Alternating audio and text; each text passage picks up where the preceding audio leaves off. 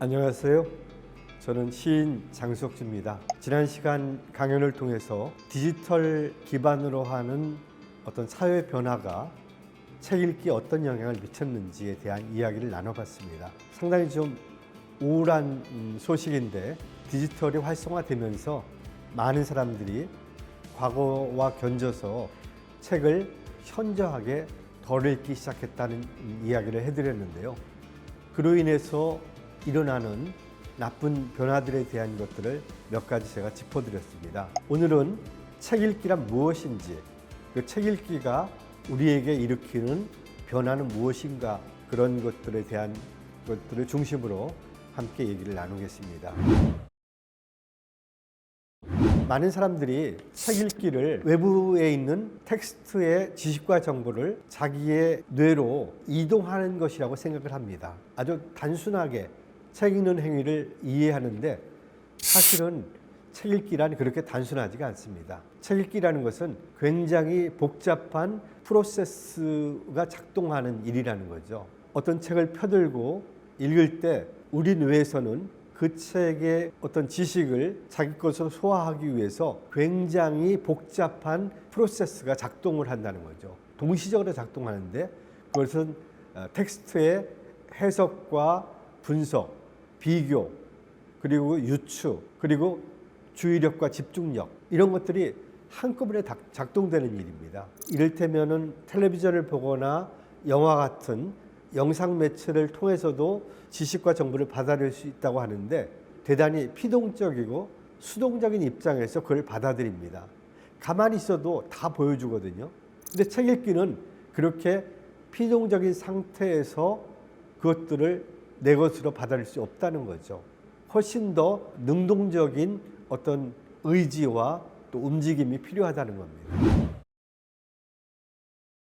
책이라는 것은 사실 인류 문명사로 보면은 인간과 친해진 게 그렇게 오래된 일이 아닙니다. 인류가 문자를 발명한 게 6,000년 전입니다. 그래서 점토판이나 파피루스, 양피지 이런 것들에 인간들은 기억과 또 새로 습득한 지식들을 적기 시작했습니다. 기록을 한 거죠. 그리고 그것들을 후대로 넘겨주기 시작했습니다. 책이라는 것은 아직 나오지 않았죠. 오늘날 책의 기반이 되는 나무의 섬유질을 통해서 얻은 종이에 문자를 기록하기 시작한 것은 불과 기원 100년 전, 2000년 전이라는 얘기죠. 그리고 구텐베르크 활자가 나온 게 500년이나 600년, 르네상스 시대입니다. 그때 성서가 인쇄되고 성직자나 소수의 최상위 계층들이 성서를 읽었는데 95% 이상의 사람들은 책으로 된 텍스트를 읽을 수가 없었습니다. 첫 번째로 책이 워낙 귀하고 비쌌습니다. 르네상스 시대 때 성경 한 권이 얼마나 갔을까요? 성 5채 값을 줘야 성경을 한 권 구입할 수 있었습니다. 그리고 구텐베르크 활자가 나온 이후로 책을 대중적으로 널리 읽을 수 있는 인프라가 갖추어진 것은 불과 500년 전이라는 거죠. 그러면서 인류 문명은 급속도로 발달하게 됩니다. 진화생물학에서는 호모사피엔스가 지구에 출현한 게 20만 년 전이라고 하는데 20만 년 동안 거의 끝까지 인류 문명은 거의 바닥에 있다가 불과 그 끝에 19만 9,600년 전 그때부터 수직 상승하기 시작해서 20세기에 거쳐서 이게 거의 정점에 도달합니다. 그런 인류 문명의 폭발적인 발달, 융성의 그 촉진제가 된 게 바로 책이라는 텍스트입니다. 책이라는 걸 통해서 인간들은 자신이 습득한 기억과 지식들을 후대에게 전달되기 시작했고 이것이 축적되면서 이 기억과 지식의 양이 어마어마하게 되었다는 거죠. 그러면서 비로소 인간들은 책을 읽을 수 있는 뇌를 갖게 됩니다. 이게 메리언 울프라는 인지신경과학자가 말하는 책 읽는 뇌라는 개념입니다. 인간이 책을 읽게 된 것은 타고난 능력이 아니라 후천적인 학습과 훈련의 결과라는 얘기죠. 초기 인류들, 우리 선조들은 책을 읽는 뇌를 갖지 못했습니다. 그때는 문자도 없었고 책도 없었으니까 그럴 필요도 없었겠죠. 이것은 인류 문명의 거의 끝자락에서 인간들은 책을 읽는 훈련을 받고 학습을 통해서 비로소 책 읽는 뇌를 갖게 되었다는 거죠. 책 읽는 뇌를 갖게 되면서 인간들은 많은 지식과 지혜를 갖게 되고 선순환하면서 인류 문명의 융성에 기여를 했다는 거죠. 근데 지금 20세기 말부터 시작한 디지털의 확산과 그것이 이끄는 세계적인 변화, 이로 인해서 우리 인류는 또 다른 새로운 전환기에 서게 된 겁니다. 메리언 울프라는 사람은 책 읽는 뇌라는 개념을 처음 학계에 소개했는데 최근에 디지털 뇌라는 개념을 소개하고 있습니다. 인간들이 디지털 기기에 생활화되면서 인간의 뇌가 책 읽는 뇌에서 디지털 뇌로 바뀌고 있다는 것을 지적합니다. 그것을 다름 아닌 자기 자신의 체험을 통해서 고백을 하는데, 헤르만 헤세의 유리알 유이라는 아주 복잡한 소설이 있는데, 과거에는 그 책을 어렵지 않게 독파해냈는데 스마트폰과 퍼스널 컴퓨터를 자주 쓰게 되면서 지적 집중력을 상실하고 그 뒤로 유리알 유이를 집중해서 읽는데 굉장한 어려움을 느끼고 있는 것을 보고 스스로 깜짝 놀랐다고 고백을 하고 있습니다. 다시 말해서 자기도 모르는 사이에 책 읽는 뇌에서 디지털 뇌로 갈아타고 있었던 거죠. 그래서 그런 디지털 사용을 줄이고 다시 책으로 돌아갔다는 이야기를 쓴 책의 제목이 다시 책으로라는 책입니다. 이게 한 2년 전에 우리나라에도 번역돼서 소개되어 있는데 한번 읽어보시길 권해드립니다. 10살 때쯤부터 책을 읽기 시작했는데 심심함을 이겨내기 위해서 책을 잡았는데 그 책이 너무나 재밌었던 거죠. 그래서 주변에 있는 책들을 읽어나가기 시작했고, 중학교에 들어가서는 이제 본격적으로 한국문학 전집 12권짜리, 20권짜리 이런 책들을 독파하면서 독서 능력을 키우기 시작했습니다. 그러면서 제 미래의 어떤 직업도 책과 관련된 일을 할 생각을 하게 된 거죠. 그러니까 이런 것들이 성인이 되어서도 계속되어서 결국 저는 전업작가라는 직업을 갖게 됐고 또 책을 만드는 편집자가 되었던 것이죠. 제 인생의 여러 고비에서 그런 선택의 기로에서 괴로워하기도 하고 그럴 때마다 저를 일으켜 세운 것은 책이었습니다.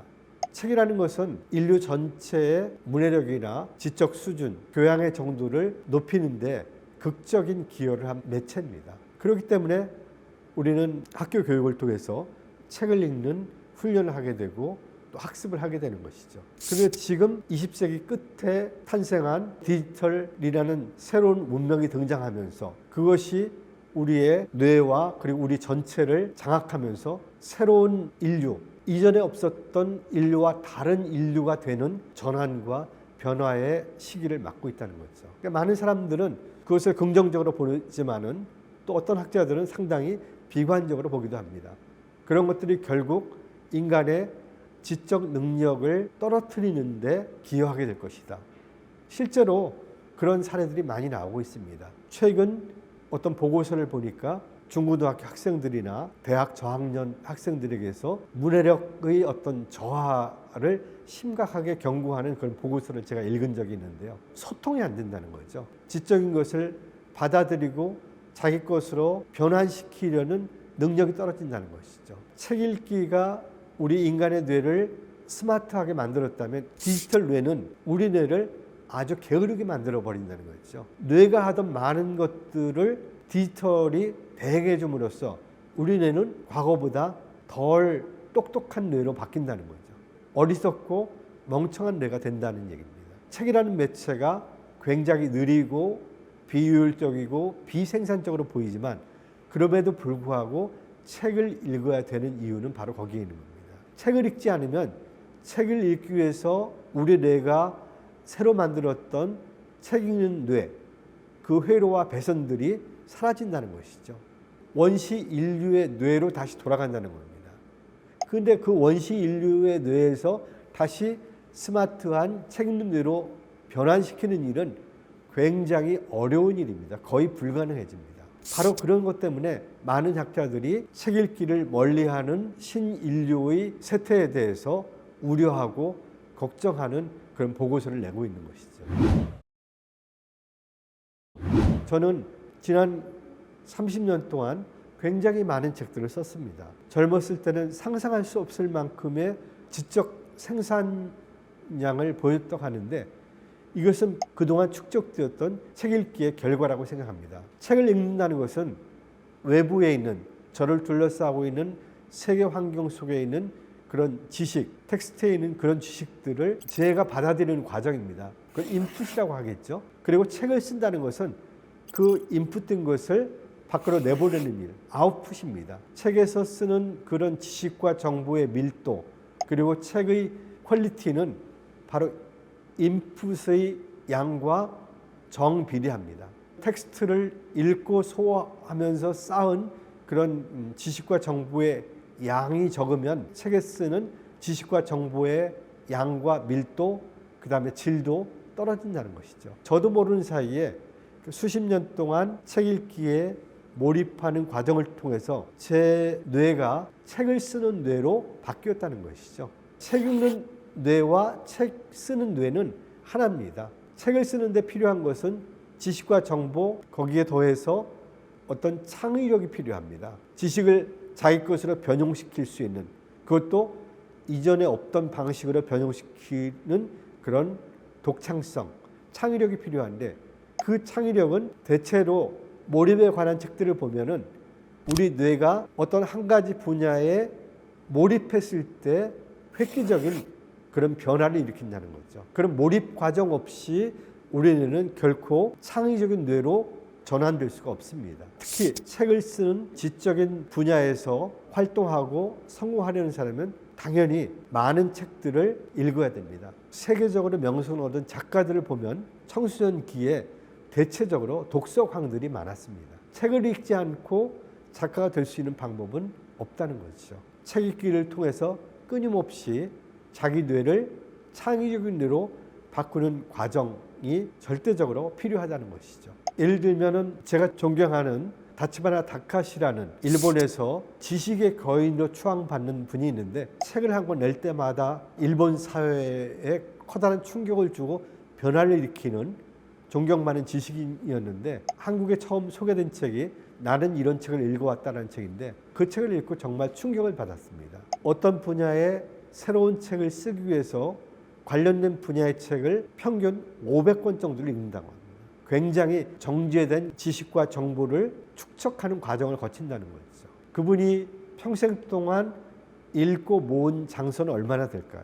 주택가에 작은 건물이 있는데 그 건물의 별칭이 고양이 빌딩입니다. 그 작은 빌딩에 그분이 평생 모은 장서가 20만 권이라고 합니다. 그걸 보고 저도 나름대로 책을 많이 읽었다고 생각하는데 그런 지적 역량, 그걸 따라갈 수가 없다는 그런 걸 느꼈는데 엄청나게 많은 지식에 대한 학습과 숙련, 그리고 책 읽기를 통해서 다져진 뇌가 있었기 때문이었습니다. 저는 인간의 뇌에도 근력이 있다고 생각합니다.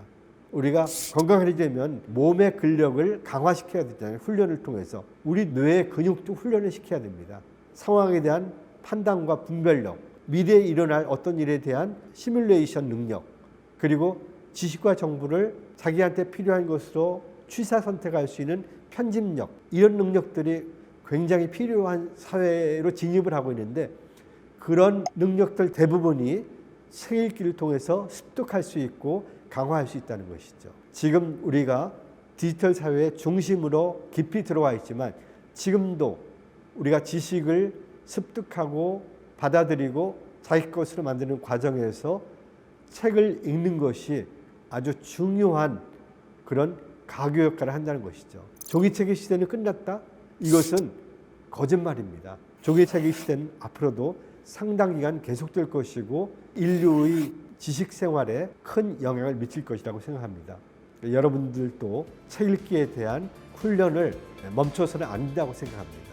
특히 나이 들수록 뭔가 자기의 뇌를 써서 시와 철학책을 좀 가까이 하라고 저는 늘 얘기를 합니다. 시와 철학책을 읽을 때 우리 뇌는 깊이 사유하고 사색해야 되거든요.